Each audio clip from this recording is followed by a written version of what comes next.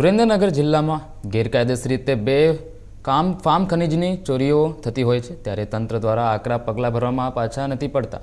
છતાં ખનીજ માફિયાઓને જાણે તંત્રની કોઈ પરવા ન કરતા હોય તેવું દેખાઈ આવે છે. ત્યારે Chotila deputy collector ST Makwana સહિતની ટીમે મૂળી તાલુકાના સાટલા ગામે સફેદ માટીનો સ્ટોક કરી એક લોડર દ્વારા ડમ્પર ભરવામાં આવતું હોવાનું ધ્યાને આવતા ગેરકાયદેસર સફેદ માટીનો સંગ્રહ અને વહન કરતા 51 લાખના મુદ્દા માલ સાથે એક લોડર, એક ડમ્પર તેમજ એક બાઇક ઝડપીને જપ્ત કરી વધુ કાર્યવાહી હાથ ધરી છે. આજ રોજ સવારે અમારી નાયબ કલેક્ટર ચોટીલાની ટીમ સાથે અમે સવારના વહેલા 7 વાગ્યાની આસપાસ મૂળી તાલુકાના જુદા જુદા ગ્રામ્ય વિસ્તારમાં કે જ્યાં મોટા પ્રમાણમાં ગેરકાયદેસર સફેદ માટીનું ખનન પ્રભાવિત વિસ્તાર છે ત્યાં તપાસમાં હતા.